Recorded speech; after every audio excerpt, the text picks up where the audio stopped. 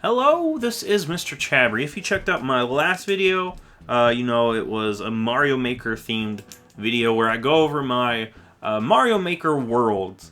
This is actually World 2 of that same Super World, and this is a desert theme one. So there's one level in this one I might actually edit after this, I don't know, because it seems like there's not a lot of people finishing it.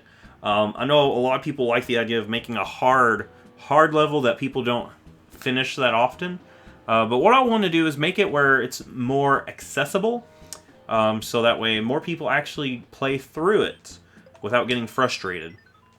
So we're going to start out here.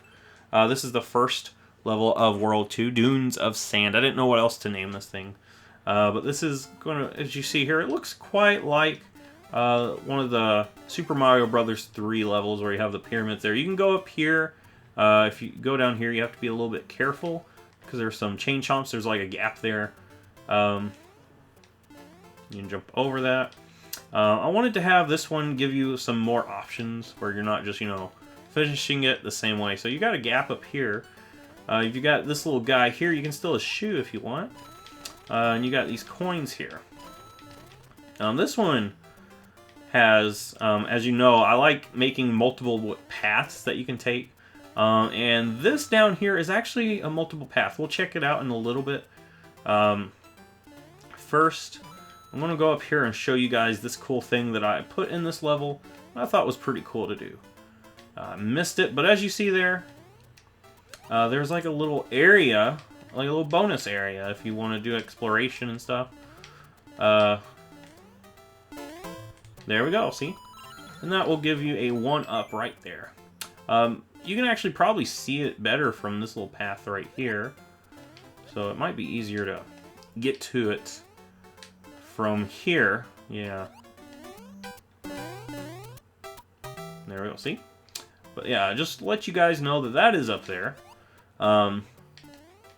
So if you want to just try to finish it normally, how most people probably would, you go over here. This isn't actually a dead end here, but you can grab a 1-up there for your efforts. What you'll do is you jump up here. And I wanted to put the blocks there to let people know that there's a path up here they can take. Like a little floating pyramid island here. And this actually leads right to the end of the level. Instead of doing that, actually we could probably get away with showing that and then jumping back. So yeah, this actually leads to the end of the level. You gotta be careful if you're using the shoe though. That pipe there exits where this pipe enters. And as you see there, we didn't have enough oomph to jump back. So, I'll go ahead and try this again so I can show you guys the different paths you can take in this level. Yeah, watch out for those guys. But yeah, if you go over here and go into the pipe, it gives you another little area, an underwater area. So I wanted to make this like desert, some of these desert levels feel different because I know a lot of games that have Mario games that have desert levels, a lot of times they feel kind of unmemorable, you know. Like the best Mario level desert world, I think, is actually Super Mario Bros. 3, where they have like a bunch of different themes. They have to have a bunch of different themes in it. Most Mario games, like the desert worlds, kind of just feel similar. But this is the end of the water portion. I wanted this one to be remembered as, you know, the one with the water portion. Right there is where we were earlier, so let's hop right into it.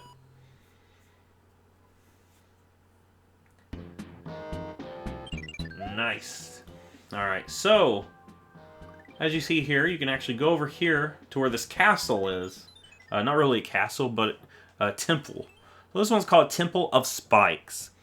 And this one's an interesting level that I made. I was really wanting to make a Zelda-themed level and make it a part of my world. So here it is. You can grab the Master Sword, go into the temple. And first off, you just see these little plant enemies to get you accustomed to it. As you see on the right side, that is actually your map. So the little question mark block shows where we are. And the cloud block is supposed to represent the skull from, you know, Zelda games. So we went down, and you see we went down on the map too. You go over here, and you end up here. So a big thing about Zelda games is there's puzzles in there that you have to solve. So I wanted to make this little area here. So you have to go in here and basically solve a little puzzle. So you go and just bomb these walls. And you hit the power switch. Ah, I lost my sword. But anyway, after you do that, you have to make sure you have a sword to strike down the plants. Ah! And if you don't quite get it, that's okay. You can jump back in here and try it again. I try to make sure that even if you miss and don't quite get to it in time, you can always go back and retry it. With that, we go up now into the first boss. So this is like the mini boss right here. Pretty easy. You just shoot it with an arrow, really. If you lost your Master Sword, there's always a Master Sword nearby that you can grab, like right here. Here's our little checkpoint here. And as you see, this room actually has a lot of different areas you can go. You can go to the left, go up to the very tip-top floor, or you can go over to the boss. What we're going to do is go over here. You see how the boss is actually blocked by a locked door. So in order to do that, boss, you're going to have to get the keys. And the first thing you're going to have to do is make sure the on-off switch is in the correct position for each room. This one, the red switch needs to be on. And with that, you just knock the shell down there to get the coin. So pretty simple. For the second one, you're going to want the... it's turned to the blue. And with that, you actually climb up spikes. And you actually do need the Master Sword to do this. So if you lose it, you can always go back here and grab another one.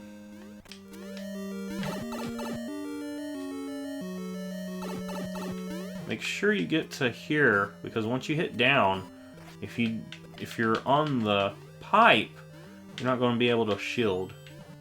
You're just going to just automatically send you down to the floor below. With that, you've got the key now. It is time to take on the boss. There we go. And I wanted to make the boss feel quite like a Zelda boss. So I've got this, where it's supposed to, make it a little challenging. You can either individually knock those out, or just take your sword. If you take your sword and hit the Mecha Koopa, it should kill the other ones immediately. If you do get hit though, this pipe up here will give you some more Master Swords. So even if you lose your Master Sword, it's not the end of the world. And here, I didn't know how to make that last room look right, so we just have the map there. And there's the exit.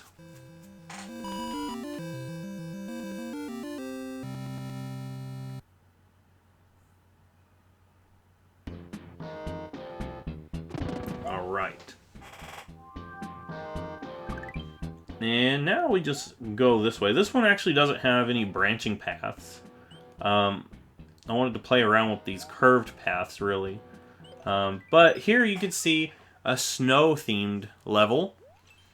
And this is an interesting idea I had when I saw that you can have an individual level that looks like it's snow-themed. I wanted to make this one where you have a choice.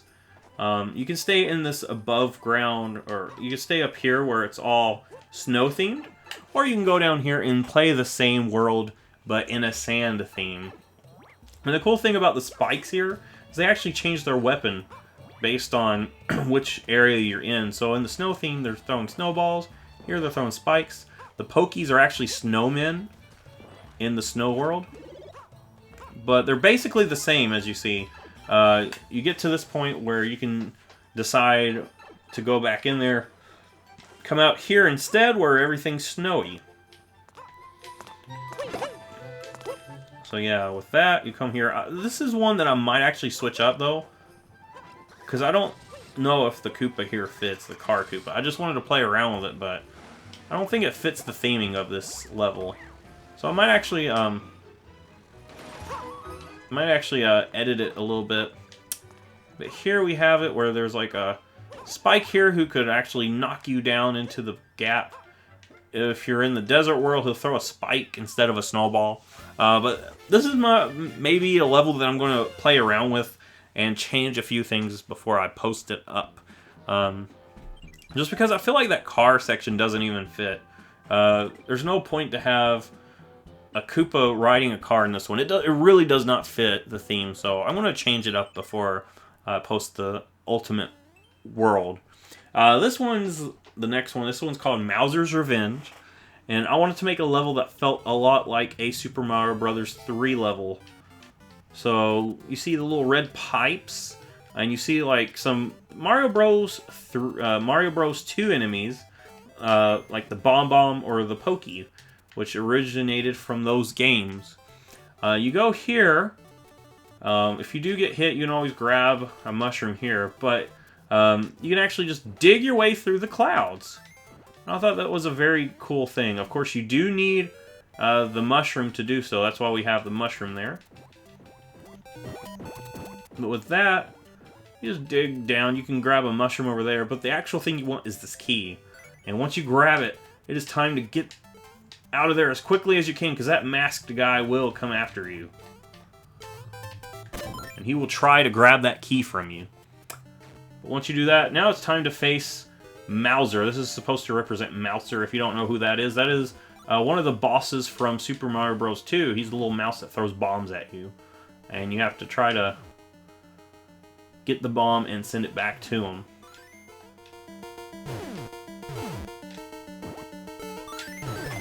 There we go. And with that, you just go into there and you come out here. And you can jump up on the house to grab one up there if you need to. Or you can just grab the flagpole and not worry about it. With that, we're going to jump into this level over here. So this one, I wanted to make it a little bit... I wanted to do a different theme. These castle levels, I want to have each of them have like a specific thing that makes them stand out. The first one had that switch where you can change up some stuff. This one, I wanted to make it feel like the actual castle was sinking. So this part here is just some, just simple moving platforms that you just jump across. Watch out for the fireballs there. You got these little seesaw platforms. And you have this one that falls when you step on it. But see, you don't even have to jump off because it lands right there anyway. If you grab that, you grab a mushroom just in case you got hit on the way over. Now we go down here, and this is the part where it starts sinking. I wanted to make it where it's not too difficult. So if you got decent reflexes, you can jump up there. You can grab this to make it easier, but you don't actually need it to do it. You can just jump up there anyway and do it without it, but it just make it easier. I wanted to have it where people have different ways of completing this level. This little area here is a little bit tougher, and I wanted to have that little break there so people can, catch their breath after, panicking and trying to climb. But yeah, this is basically a sinking castle. That's basically the theme with this one. So now we're ready for the next boss battle. This one, the good thing is you got these mushrooms here that's going to help you. So if you do get hit, you have mushrooms popping out to help you, just in case you need them. I mean, it might actually make it easier than that first one. But, if it helps people complete the level to get to the next part of the world, you don't want to make your levels too frustrating. You want people to feel like they have a way to beat it. Because if they feel like there's no way for them to beat it, they're going to get frustrated and not play the rest of your levels that you've worked hard on. So now we go in here and we just complete this castle as well. So yeah, that is World 2 of my Super Mario Maker world. I haven't actually, the recording of this video, I have not completed World 3. I'll let you guys see what I've got so far, but next time I should have World 3 complete so people can actually play it. And here you see it, World 3. It's not completely done at all. I've only got like 2 levels finished on it. So next time you see me do Mario Maker stuff, I'm going to have this done, and we're going to actually have this ready to be seen. If you like this, give it a thumbs up.